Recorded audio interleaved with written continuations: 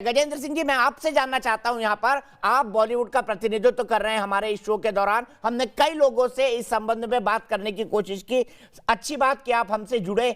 आपको क्या लगता है, नोइंगली ये हो रहा है या अननोइंगली हो रहा है? क्योंकि इंटरनेशनल इवेंट भी तो आप भी करते रहे हैं, आपने भी कई इंटरनेशनल इवेंट करे होंगे अपनी जिंदगी में। मुझे आप ये बताइए कि जानबूझकर आईएसआई के ट्रैप में गिरना ये हमारे कलाकार क्यों कर रहे हैं, जबकि जानते हैं कि कॉम्प्लेक्सिटी भारत की क्या है। ट्विटर पर टोनी क्या लिख रहे थे, टोनी एशाय, रेहान सिद्दीकी, अनिल मसरत, सबको पता था, पूरे कमेंट भारत विरोधी थे।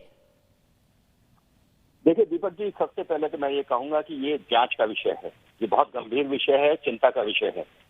ये देश की सुरक्षा का विषय है, देश की आर्थिक स्थिति का विषय है। मैं अगर आपको याद दिलाऊं तो 2014-2015 में जब मैं आर्टिस्ट एसोसिएशन का अध्यक्ष था, तो सबसे पहला व्यक्ति मैं था बॉलीवुड से जिसने ये ऑब्जेक्शन किया था कि पाकिस्तानी एक्ट्रेस की हिंदुस्तान में कोई जगह नहीं है, क्योंकि ये लोग यहाँ आते हैं और यहाँ का पैसा जो है अपने देश में ले जाते हैं और यहाँ से ना जाने क्या क्या डॉक्यूमेंट्स और क्या क्या प्रूफ अपने देश में ले जाते हैं, जो हमारी देश की सुरक्षा के लिए बहुत खतरनाक हो सकता है।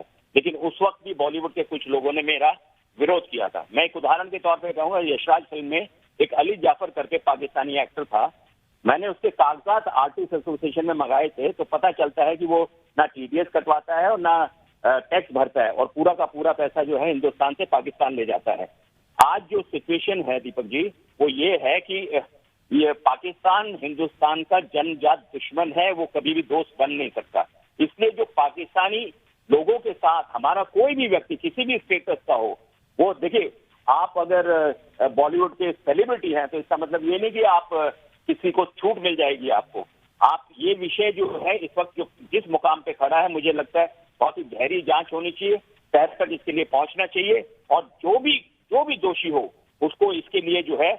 मैं आपको एक बात और कहना चाहूंगा दीपक जी, मुझे याद है उस वक्त ये लोग बी वीजा पे आते थे, मतलब बिजनेस वीजा पे हिंदुस्तान आते थे और चुपचाप जो है जो ई वीजा की फैसिलिटीज है वो लेते थे, एम्प्लॉयमेंट वीजा की।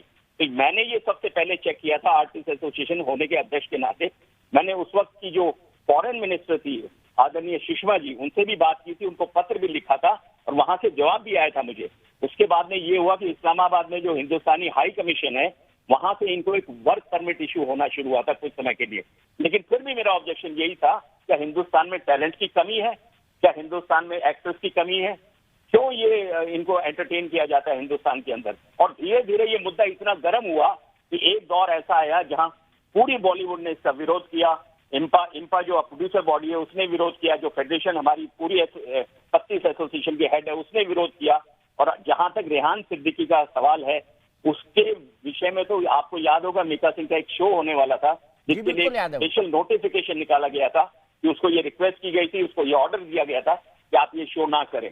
तो हमारा मतलब ये है कि हमारा देश सर्वोपरि है, इसके विरोध में कोई भी काम करेगा हम उसका विरोध करेंगे। लेकिन गजेंद्र चौहान साहब, आप इतनी आर्टिस्ट एसोसिएशन से जुड़े हैं, क्यों ना आर्टिस्ट एसोसिएशन इस बारे में एक स्पष्ट गाइडलाइन जारी कर दे, बता दे कि कौन कौन से लोग ब्लैक लिस्टेड हैं, और इसके लिए गृह मंत्रालय की सलाह ली जा सकती है, इसके लिए विदेश मंत्रालय की सलाह ली जा सकती है, और तमाम तरह की गाइडलाइन आ सकती है। क्योंकि इवेंट मैनेजर्स को सब जानते हैं। ह्यूस्टन में मुझे भी कहा जा रहा था कि रेहान सिद्दीकी का एक इवेंट होने वाला है, दलजीत दोसांझ वाला, जिसको उनको कैंसिल करना पड़ा। आप भी आइए, क्योंकि मैं प्रधानमंत्री के हाउडी मोदी कार्यक्रम को वहां कवर करने गया था।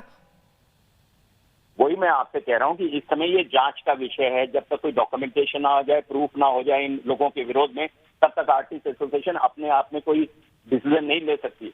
सरकार की तरफ से निर्देश आ जाए कि इनको ब्लैक लिस्ट किया जाए, डेफिनेटली यहाँ की फेडरेशन, यहाँ की प्रोड्यूसर बॉडी, यहाँ की जो आर्टिस्ट एसोसिएशन है वो डेफिनेटली इन्हें ब्लैक लिस्ट कर देगी। लेकिन जब तक सरकार की तरफ से कोई निर्देश ना आए, मैंने आपसे पहली लाइन ये बोली कि जांच का विषय है, इसकी तह तक पहुंचना चाहिए, और अगर धुआं निकला तो आग कहीं ना कहीं होगी दीपक जी।